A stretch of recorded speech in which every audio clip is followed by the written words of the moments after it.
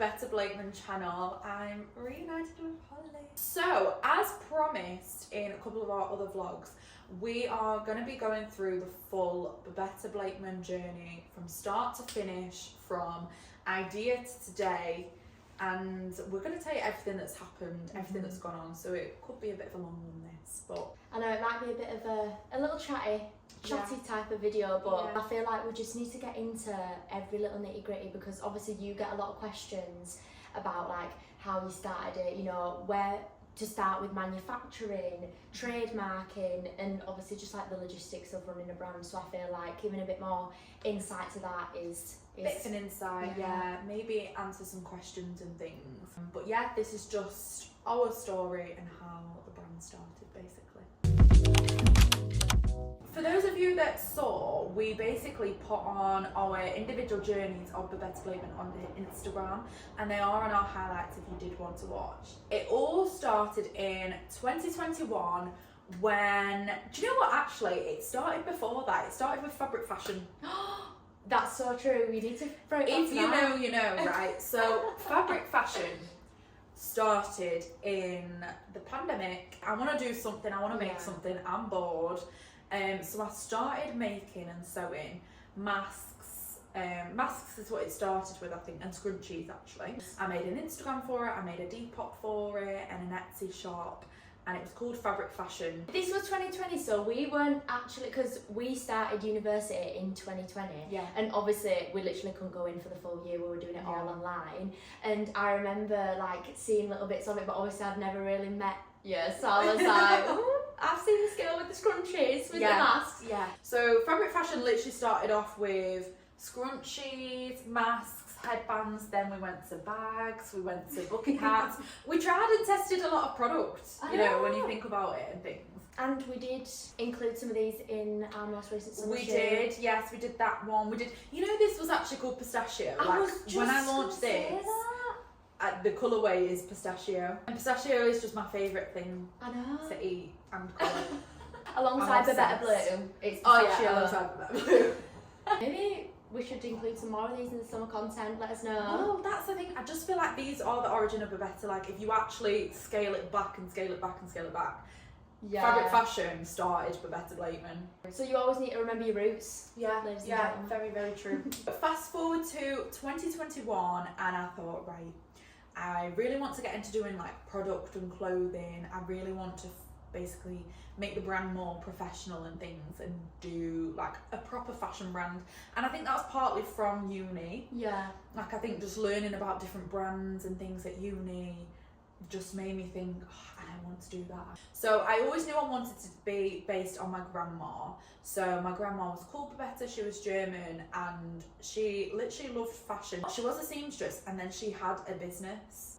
I feel like it makes so much sense. She had that job and loved fashion, knowing that one day like that legacy could be carried on. When you think back, like everything just makes sense. Falls into place. I don't know, yeah, it does, which is like, it's weird because obviously at the time things you don't know what's going to happen, but looking back it's mad.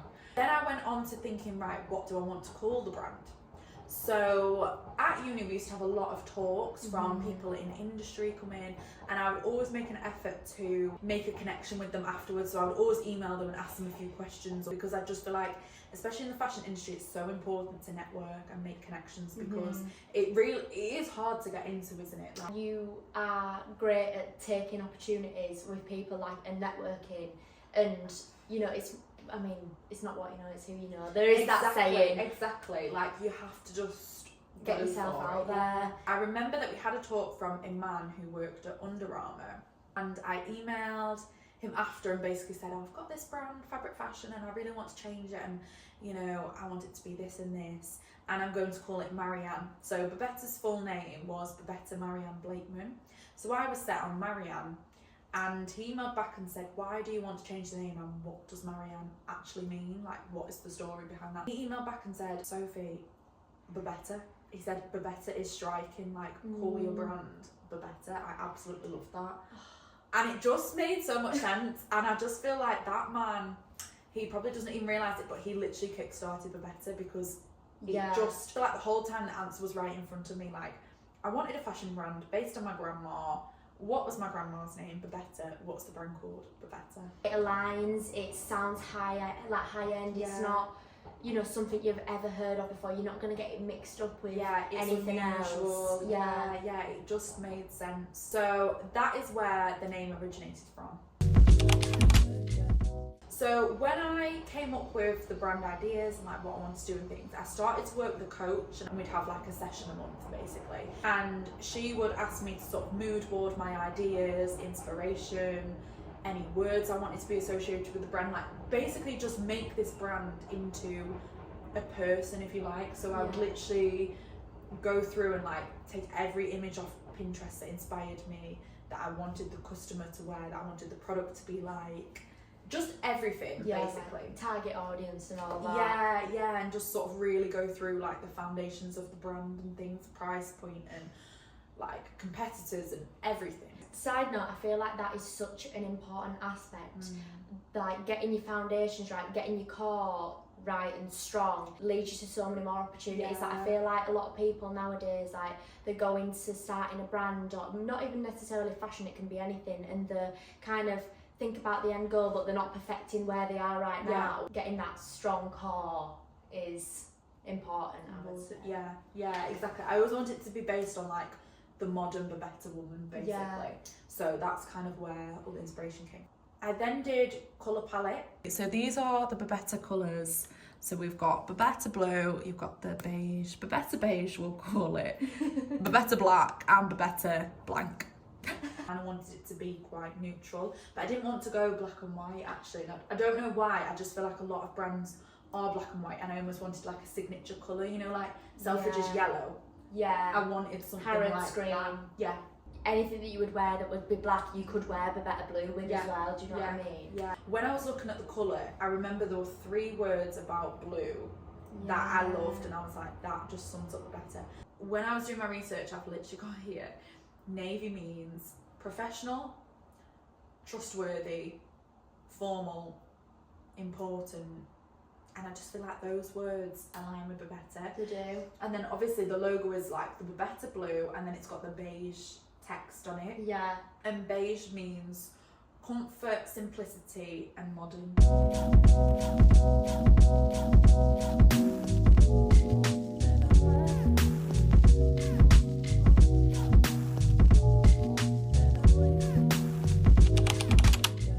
As you know, Babetta Blakeman started as Babetta, as I've already mentioned.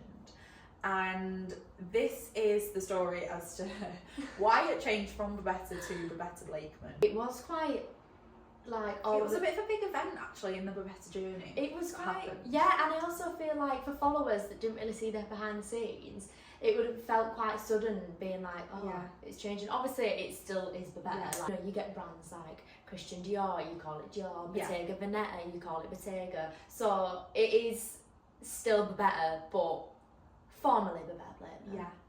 Everything was official Babetta, so the Instagram, the website, everything like that, because Babetta was taken, so like Babetta just as an Instagram handle was taken, Babetta.com was taken, like a lot of it was taken, so everything became official Babetta. And I thought, right, one day when I've got the capital behind me, I'll go for just Babetta, because I did really want Babetta. I feel like it's just a bit cleaner. Obviously, trademarks and things are not something you get taught at school. Like, you don't get taught when to trademark, what's trademark, how to trademark, anything like that. And this was honestly one of the biggest lessons I learned of building a brand. If anyone's building a brand, like, go and get your trademark now. If you're thinking of building a brand and you've got the name, just go and get it trademarked. I've done a lot of research into trademarks, but obviously I'm not like an expert of anything, but I've done a lot of research, and I think that they're important because if you ever come to sell the brand, or if you want to be stocked in stores, like high-end stores such as Selfridges and things, people want to know that the company's serious and that it can't be kind of done for like infringement and it's legit. Exactly. Anyway, after I'd kind of announced the name and I'd done a little bit of work and I'd got all my brand labels and tags and everything at this point actually, and I went to trademark Babetta. Would you say that were a mistake, that you should have trademarked Yeah, first before you've done 100%, everything 100%. else? Before you like announce the name of the brand, Oh, really? before I got labels or anything, I should have had it trademarked. Yeah, Wow.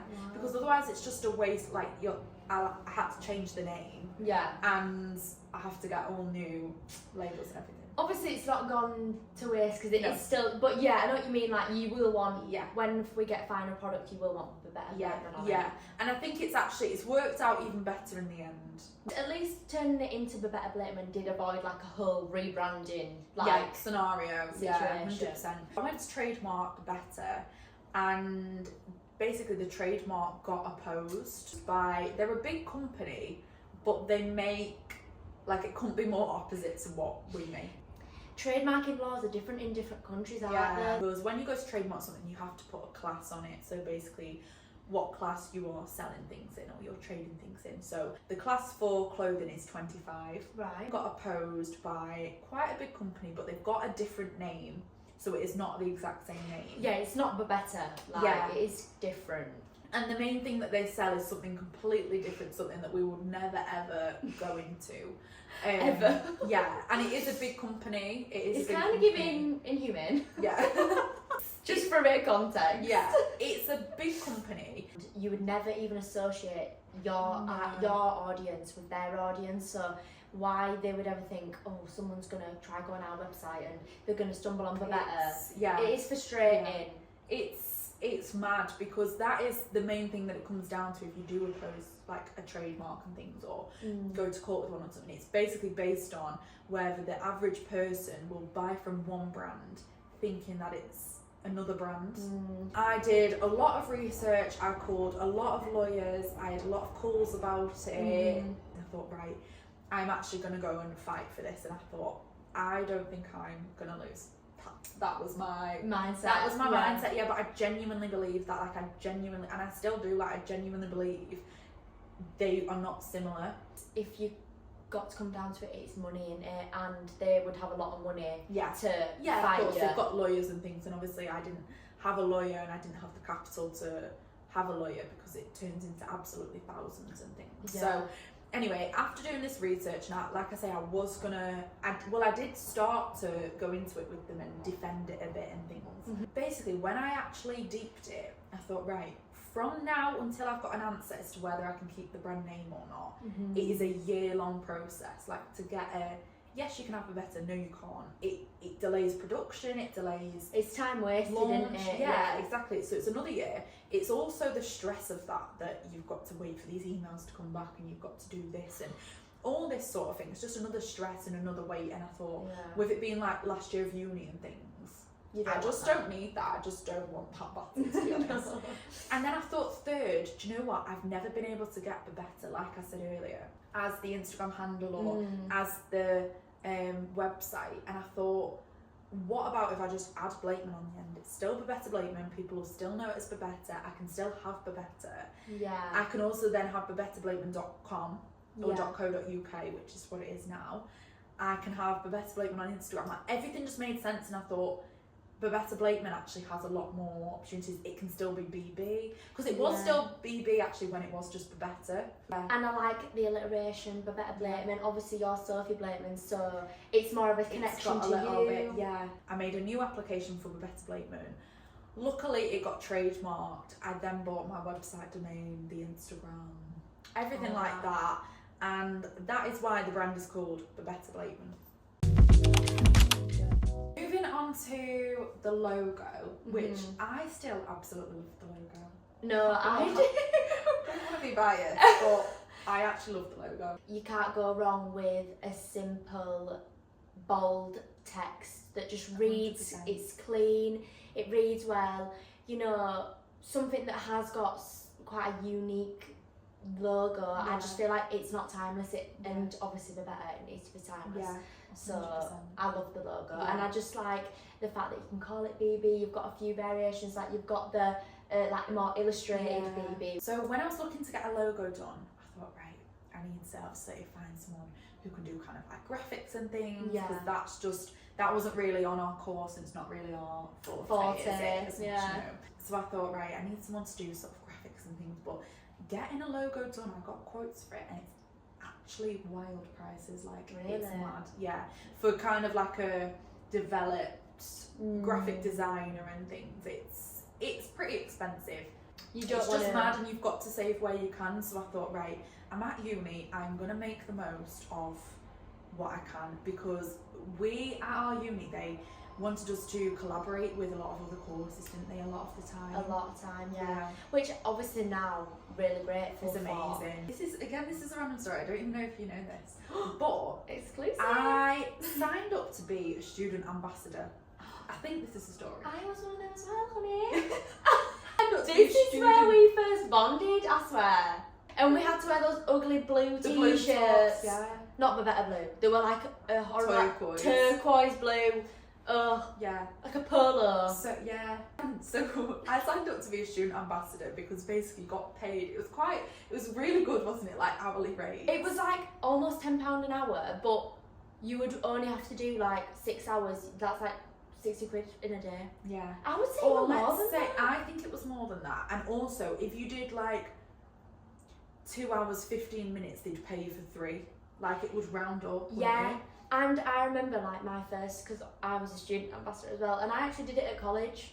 Did you? That's how I got like, I transitioned. It's so good because you can do that as well as like having another job and things, and you get paid properly for it. Yeah. But you'd basically just show around like new potential students, Like open days. pour drinks and stuff. Like it was so chill, wasn't it? I remember my first shift was when I was at college, because I went to Leeds Arts University, but the college campus, it was quite confusing to be honest. I don't know why they called it the same thing. I don't know why I thought that were a good idea. But it was at the uni, but obviously I was at college at the time, so Yeah. foreshadowing. And I literally sat on a seat in front of a door for about 8 hours and just told people to go left or right Yeah. the whole day, and I probably got paid about 100 quid. Yeah. It was so It is a ideal. good job. It's a good job. So if you go into Leeds Arts, sign up. Yeah, definitely sign up. So I started talking to one of the girls, and she did graphic design, and I said, "Oh, I'm actually looking for someone to do my logo," and she was like, "Yeah, like I'm actually looking for people to collaborate with, because on our graphics course we have to do 3 real life projects, so Oh, wow. 3 like genuine real things that they need to do, so something for a shop or for a business or whatever." And I was like, perfect. I was like, "Please, can I have your details?" That's great. So I just feel like if I didn't sign up to be a student ambassador, if I didn't go on that specific tour, I would not have met this girl. I know. And this girl again changed the course up the better. Oh because my I just God. love the logo. Zoe, if you're watching, Oh. shout out Zoe. And the font is based off original German typefaces, Wow. which I'm sure it's like, I'm sorry, the details. Yeah. You're not going to get it anywhere else, guys. no, That is so good. no one's details like the better. I know. I'm just saying. But yeah, it was based on like original German typefaces, which obviously aligns with the brand, it aligns with my grandma, and that is how the logo became the logo. So yes, shout out Zoe. Zoe did our logo. I will leave her Instagram at here, so if you're looking for any graphic design work, any logos, please Hit go and Zoe shout out up. to- Yeah, I couldn't recommend her enough, honestly.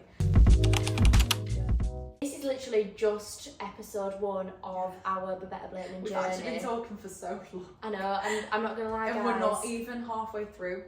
We're not even halfway through. It's been a few hours. We are literally at the first, not even year of the brand at this Yeah. point, and we're 3 years down the line. So Yeah, we've got a lot to say. we've got a lot more coming. Yeah, we'll definitely make this a bit of a series. Let us know if you've got any questions. Or anything you'd like us to touch on Yeah. more and more in depth. Next, we'll dive into a bit more about the manufacturing process, because Yeah.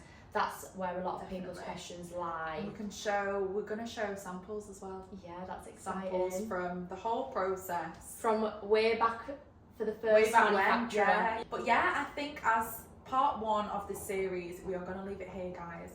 And like Holly mentioned, we will be talking about manufacturing next time. Thank you so much for watching, and we will see you in part 2. Bye!